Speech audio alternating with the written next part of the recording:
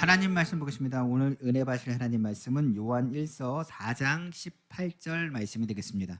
우리 다 같이 말씀을 봉독하겠습니다.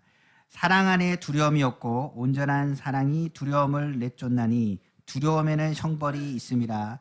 두려워하는 자는 사랑 안에서 온전히 이루지 못하였느니라. 아멘.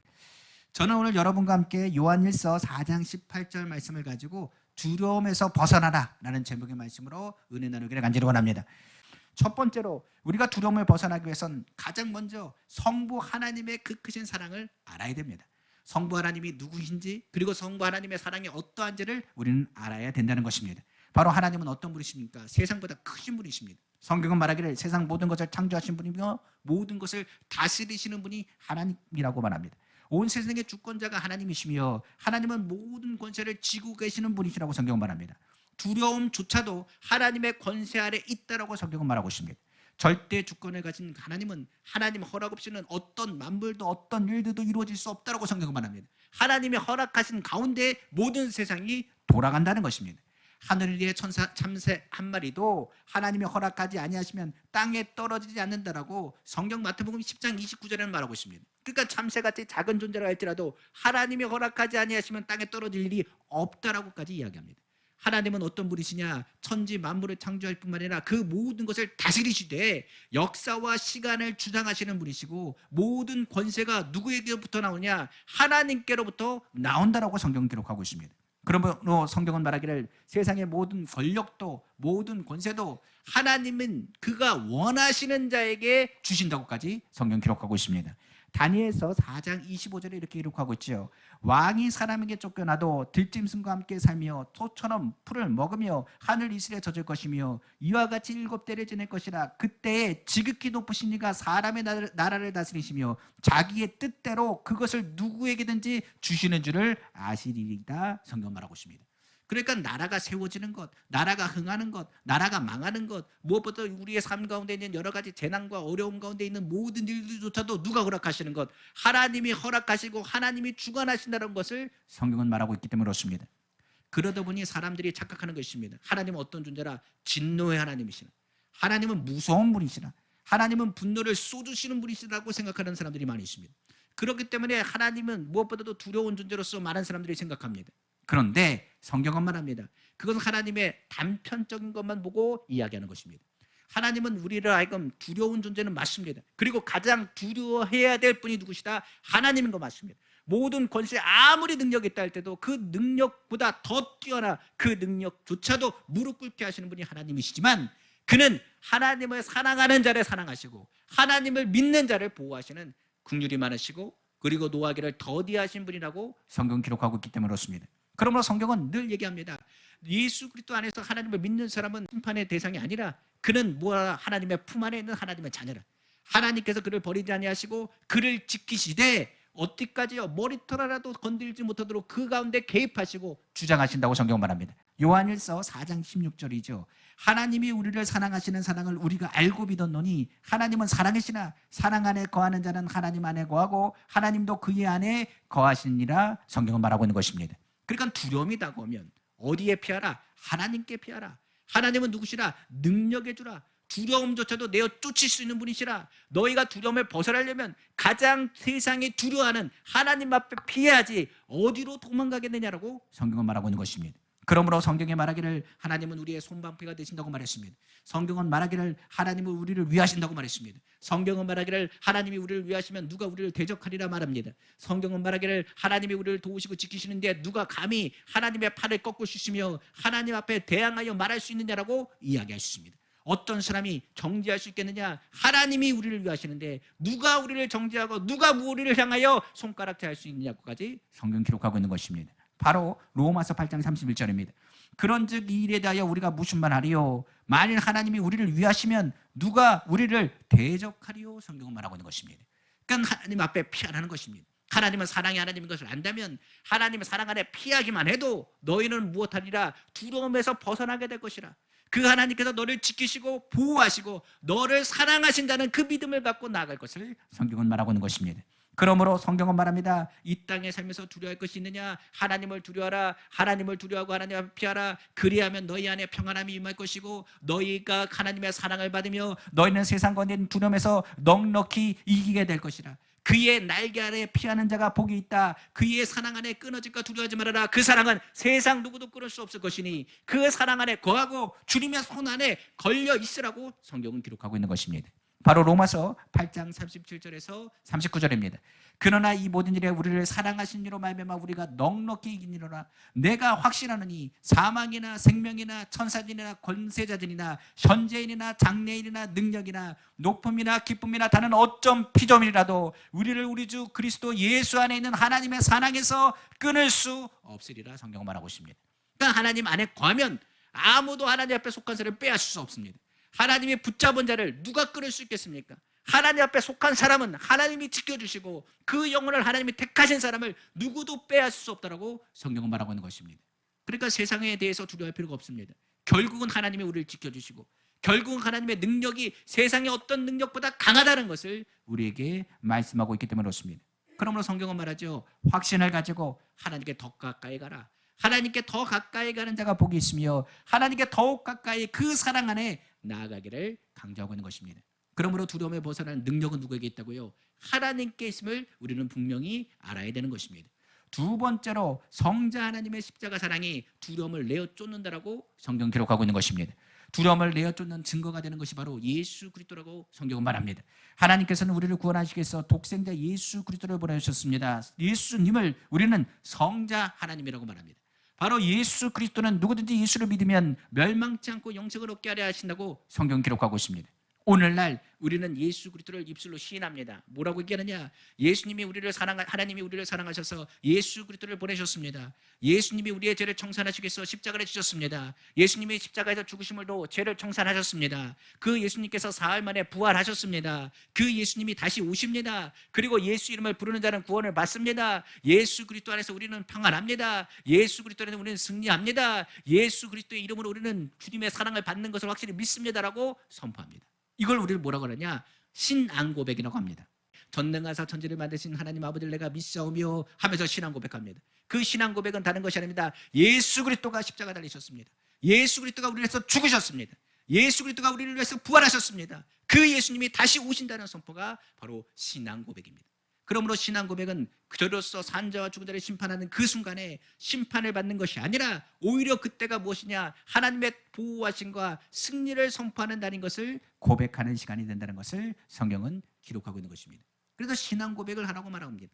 두려움을 다가올 때 신앙 고백에 대한 것을 강조합니다. 그럼 왜 예수님이 십자가 달리십니까? 왜 예수님이어야만 합니까? 라고 얘기할지 모르겠습니다. 하나님은 두려움을 벗어버리고 내어 쫓는 능력 있는 분이신데 왜 하나님께서는 예수님을 보내셨을까요? 이스라엘을 한번 생각해 보겠습니다. 이스라엘은 원초적으로 원망불평을 말해야 합니다. 원죄를 가진 그들이 하나님을 섬긴다고 말했지만은 하나님이 그들이 정말 하나님이 우리를 사랑하시는지를 알지 못했습니다. 그들은 하나님을 믿는다고 말했습니다. 그렇지만 두려움의 존재를 믿었습니다. 그리고 나서 율법을 주셨는데 율법의 원 내용은 뭔지 아십니까? 바로 하나님이 너를 사랑하신다는 메시지가 바로 율법이었습니다. 그런데 사람들은 이 율법을 하나님의 사랑의 메시지로 듣지 않았습니다. 오히려 하나님의 징계의 기준으로 들었습니다. 이 율법을 가지고 많은 사람들이 누르기 시작했습니다. 바리새인과 율법학자들은 이 율법을 아는 걸 가지고 뭐라 그러냐? 말씀으로 정죄하기 시작했습니다. 많은 사람들에게 말합니다. 하나님의 말씀에 순종하지 않으면 벌 받는다. 하나님 말씀대로 따르지 않으면 죽는다. 하나님 말씀대로 따르지 않으면 너희는 큰일 난다. 많은 사람들이 하나님을 두려워하기 시작했습니다. 그 두려워하는 마음에 무엇이 빠졌습니까? 사랑이 빠졌습니다. 율법에 뭐가 빠지니? 사랑이 빠지니 사람들이 무슨 생각을 하냐? 율법을 떠나 사랑을 찾으려 다른 우상을 섬기기 시작했습니다. 누구의 문제입니까? 하나님은 끊임없이 사랑을 표현하셨습니다. 사람들은 하나님의 사랑을 의심하고 받아들이지 않았습니다. 하나님께서 그래서 선지자들을 보낸 것입니다. 많은 선지자들이 말하기를 하나님은 인애가 오시고 너그러우시고 노하기를 더디하시고 긍휼을 베푸시고 자비하신 하나님이라. 하나님께 돌아오라. 그리하면 너희의 상한 것을 치료하실 것이라. 하나님께 돌아오라. 그리하면 너희의 눈물을 닦아주실 것이라. 하나님께 돌아오라. 너희의 문제를 해결하실 것이라. 끊임없이 말씀하셨지만 사람이 듣지 않았습니다. 아까 얘기했죠. 그게 뭐 때문이라고요? 죄 때문입니다. 이 죄의 근본 원인을 해결하기 위해서 그래서 하나님께서는 율법의 완성자 되시는 예수 그리스도를 우리에게 보내신 것입니다. 그러니까 우리가 아는 것처럼 하나님 두려우신 분입니다. 그 두려움으로 끝나면 안 됩니다. 하나님이 우리를 사랑하시는 확증이 바로 어디다고요? 바로 예수님의 십자가가 되는 것입니다. 그러므로 오늘 예수 그리스도의 십자가 그 은혜와 예수의 이름을 우리에게 주시면서 근본적인 문제를 해결하고 하나님의 사랑, 뜨거운 하나님의 사랑을 다시 회복하라고 말씀하신 것입니다. 그럼 이제 성경을 다시 보겠습니다. 그가 우리의 예수 그리스도를 통해 우리의 질병의 두려움을 짊어지셨다고 성경 말합니다. 바로 성경 마태복음 8장 17절입니다. 이는 선지자 이사야를 통하여 하신 말씀에 우리의 연약한 것을 친히 담당하시고 병을 짊어지셨다함을 이루려 하십니다. 성경 분명히 말하고 있죠. 우리의 질병을 뭐 하셨다고요? 짊어지셨습니다. 예수 그리스도의 오심을 통하여 하나님께서 말합니다. 너희의 질병 때문에 두려워하느냐? 질병이 다가올 때마다 누구의 이름 부르라고요? 주의 이름을 부르라. 그가 너희의 질병을 짊어지셨습니다. 성경문께서 보겠습니다. 그는 우리의 가난의 두려움을 짊어졌다고 말하고 있습니다. 고린도후서 8장 9절입니다. 우리 주 예수 그리스도의 은혜를 너희가 알거니와 부유하신 이로써 너희를 위하여 가난하게 되시면 그의 가난함으로 말미암아 너희를 부유하게 하려 하심이라고 성경은 말하고 있습니다. 가난으로 다가온 두려움을 갖고 있습니까? 그렇다고 한다면 주님은 말합니다. 하나님의 능력을 믿지, 하나님의 능력뿐만 아니라 하나님의 사랑을 믿는다면 넌 누구의 이름으로? 예수의 이름으로 부유함을 선포하라고 말하고 있습니다. 주님이 이 땅에 오신 것은 우리를 가난하게 팽겨쳐주기 위해서 오신 것이 아닙니다. 우리를 다시 부욕해 하시기 위해서 오셨다고 성경 말하고 있기 때문에 그렇습니다. 또한 그가 우리의 저주의 두려움을 대신 짊어지셨다고 성경 말하고 있습니다. 갈라디아서 3장 13절입니다. 그리스도께서 우리를 위하여 저주를 받은 바 되사 율법의 저주에서 우리를 속량하셨으니 기록된 바 나무에 달린 자마다 저주 아래 있는 자라 하였음이라 성경은 기록하고 있습니다. 그러면 성경은 분명히 말하고 있습니다. 저주 가운데 있느냐? 너희 가운데 죽은 것까지 쫓아오는 것이 있느냐? 그것 때문에 두려워하지 말라는 것입니다. 오직 예수의 이름으로 그 모든 것을 끊어버리라. 저주와 나는 상관이 없습니다. 과거에 있는 죄악이 나랑 무슨 상관이 있습니까? 예수님이 나를 치료하셨습니다. 예수님이 나를 새롭게 하셨습니다. 예수님이 나를 부욕케 하셨습니다. 나로 하여금 찾아오는 두려움에서 나를 건지신 하나님을 만나기를 간절히 원합니다. 그는 우리의 죽음의 두려움도 짊어지셨습니다. 요한복음 11장 25절에 26절에 예수께서 이르시되 나는 부활이요 생명이니 나를 믿는 자는 죽어도 살겠고 무릇 살아서 나를 믿는 자는 영원히 죽지 아니하리니 이것을 내가 믿느냐 성경 기록하고 있는 것입니다. 그래서요 예수 그리스도를 우리에게 보내신 것은 하나님은 눈에 보이지 않습니다. 그러나 예수 그리스도의 이름을 부르면 그 마음에 다가오는 평안함을 누리게 될 것입니다. 하나님은 우리를 사랑하십니다. 하나님의 계획은 예수 그리스도를 통해서 우리에게 확실하게 보이신 것입니다. 하나님이 보이신 것은 죄가 아니요 용서입니다. 병이 아니요 건강입니다. 가난이 아니요 부유함입니다. 저주가 아니요 축복입니다. 은혜입니다. 죽음이 아니요 영생을 얻게 하는 것이라고 성경 기록하고 있기 때문에 그렇습니다. 그러므로 하나님의 계획대로 이 땅에 오신 예수 그리스도, 그 예수 그리스도가 십자가에서 모든 걸 청전하시고 우리에게 예수 이름을 주셨기 때문에 다가오는 두려움이 다가올 때마다 예수의 이름을 선포하시고 그 두려움에서 벗어나시기를 다시 한번 주님으로 축원합니다. 마지막으로 성경에서 말하는 얘기가 있습니다. 성령 하나님을 바라보라고 말하고 있는 것입니다. 우리가 두려움이 다가올 때 그 믿음에도 불구하고 두려움에 종종 벗어나지 못하고 헤매는 경우가 있다는 사실입니다. 믿는 사람이 무엇이요? 두려움을 쫓지 못하고 계속 두려움을 갖는 이유에 대해서 의구심을 가질지 모르겠습니다. 성경은 뭐라 그러는지 다른 이유가 없습니다. 잊어버려서 그렇습니다.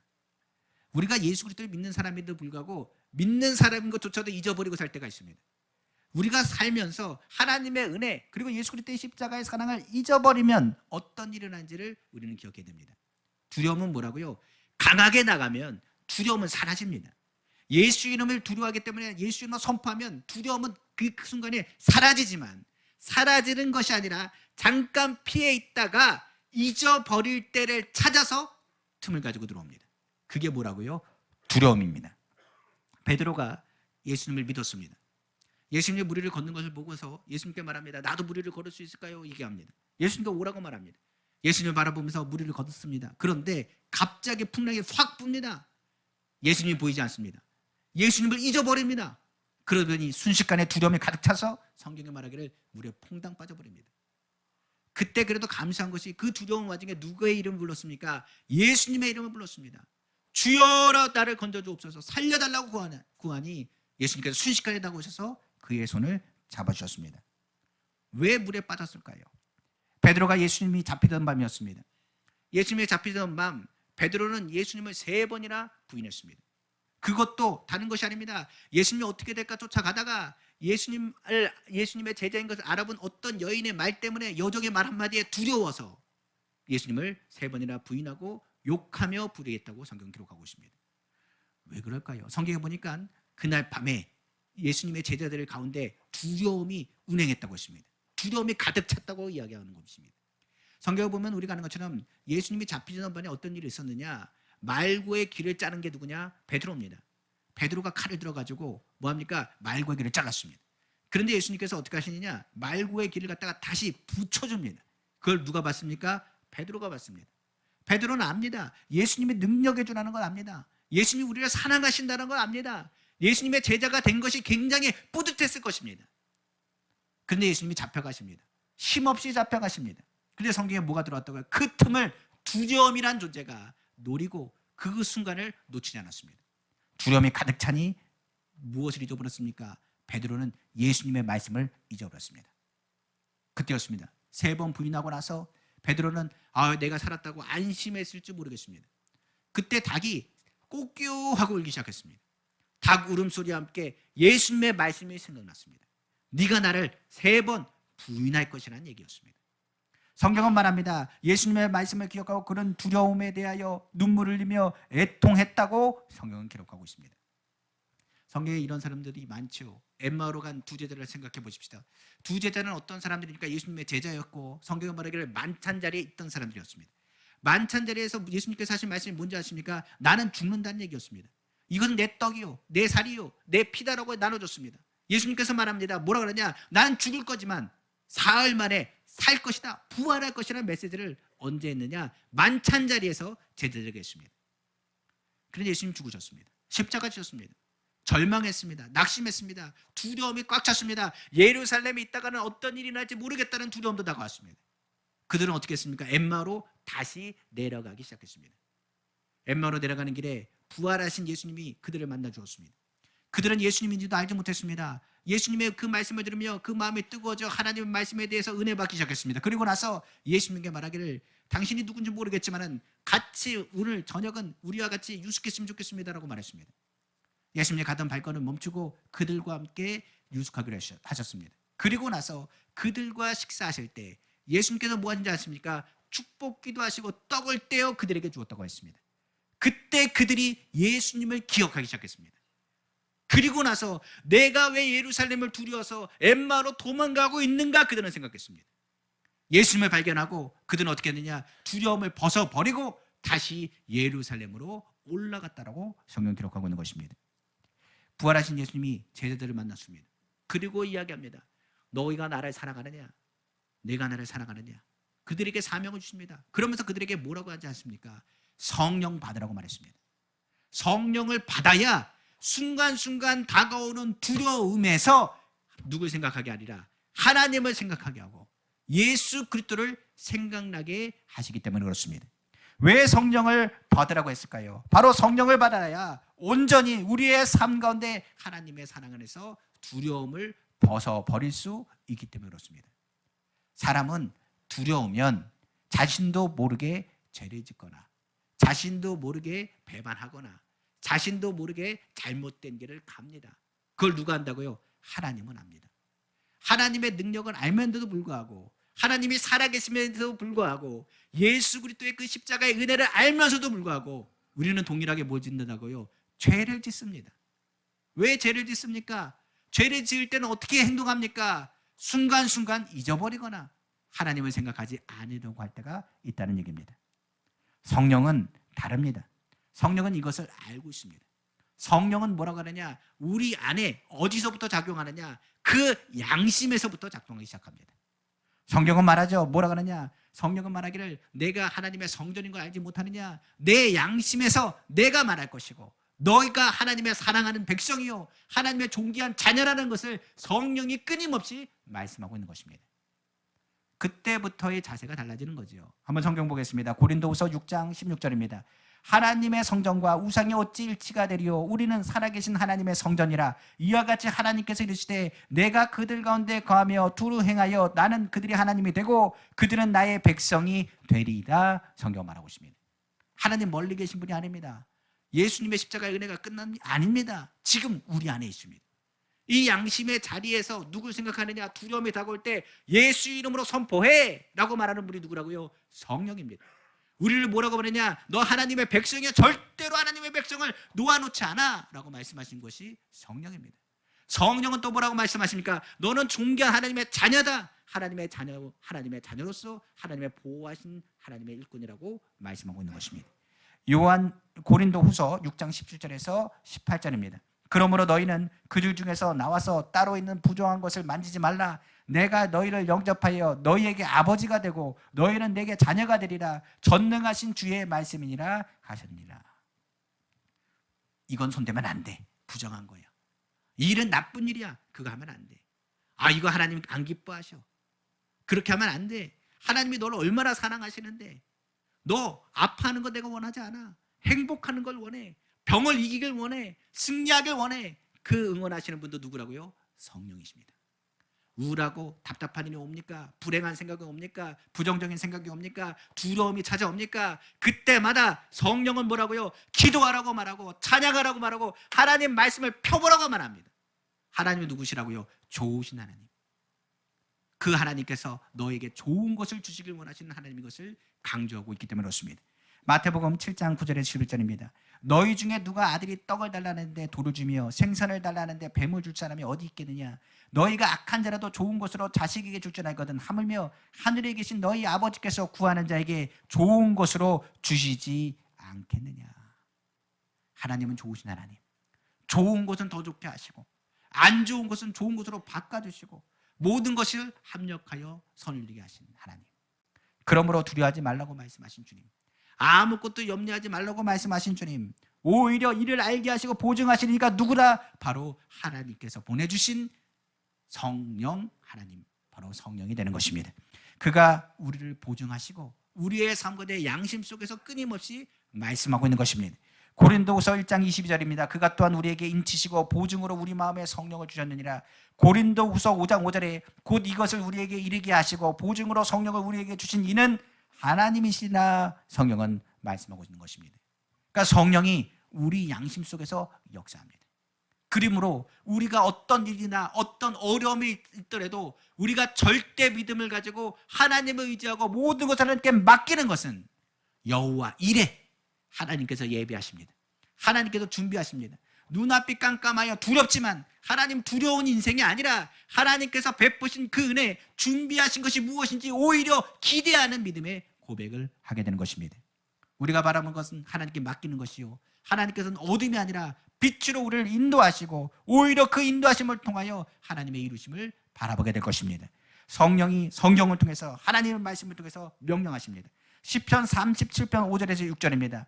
내 길을 여호와께 맡기라. 그를 의지하면 그가 이루시고 내 의를 빛같이 나타내시며 내 공의를 정오의 빛같이 하시려다 하셨느니라. 하나님은 좋으신 하나님이십니다. 그는 우리에서 모든 것을 예비하셨습니다. 세상을 향하여 두려워하지 말고 앞으로의 삶에 대해 두려워하지 말고 세상의 모든 돌아가는 것 때문에 두려워하여 눈앞이 깜깜하다 말하지 말고 준비하고 예비하신 여호와 이레 되신 하나님을 바라보시는 우리 귀한 성도님 다 되시기를 주님의 이름으로 축원합니다. 성령은 그뿐입니까? 그걸로 멈추지 않습니다. 두려움에서 오히려 뭐라고 말하느냐? 감사를 선포하라고 말합니다. 성경에서 말한 것처럼 두려움은 원망과 불평과 탄식 그리고 부정적인 마음의 상태를 만들지만 성령은 그런 상황에서 감사의 것을 기억나게 만드십니다. 오늘 저는 그렇습니다. 이 자리에 모여서 예배드리는 건 감사입니다. 하나님은 좋은 것을 더 좋게 하신다. 좋은 것을 더 좋은 것으로 만드신다. 그 하나님이 우리 하나님 되신 것이 감사한 일입니다. 예수 그리스도를 우리에게 주셔서 예수 이름으로 기도할 수 있는 것이 감사한 일입니다. 감사함으로 오늘도 주님 앞에 나가고 범죄를 좋은 것 취하고 악은 그 모양이라도 버리는 우리 귀한 성령 다 되시기를 주님의 이름으로 축원합니다. 성령은 그것을 멈추지 않습니다. 성령은 그 두려움에서 절대 평안함을 허락하시는 분이십니다. 불안과 공포 두려움에서 완전히 해방된 삶을 살 수 있도록 하나님은 평안함을 주십니다. 이 평안함은 세상이 주는 평안함과 다르다고 했습니다. 성경은 말하기를 늘 두려워하지 말라고 말합니다. 오히려 하나님의 말씀을 통하여 성령의 레마의 음성을 들으라고 말씀하고 있는 것입니다. 시편 46편 1절에 3절입니다. 하나님은 우리의 피난처시요 힘이시니 환난 중에 만날 큰 도움이시라. 그러므로 땅이 변하든지 산이 흔들려 바다 가운데 빠지든지 바닷물이 솟아나고 뛰놀든지 그것이 넘침으로 산이 흔들릴지라도 우리는 두려워하지 아니하리로다. 세상에 천지개벽이 일어나도 두려워하지 않습니다. 하나님은 우리의 뭐가 되신다고요? 피난처가 되십니다. 하나님은 우리를 돌보시는 분이십니다. 예수 그리스도의 십자가 사랑으로 우리는 예수 이름의 권세를 가지고 있는 사람들입니다. 죄의 길을 벗어나 틈타지 못하도록 우리는 예수 이름을 선포하고 성령 안에서 그 마음에 주시는 하나님의 은혜 가운데 넉넉히 이길 힘을 공급받은 사람들입니다. 성경은 모든 어려움에서 너희를 건지신 하나님, 그가 너희와 함께 하시고 그가 너희의 피난처가 되신다고 말씀하고 있기 때문에 그렇습니다.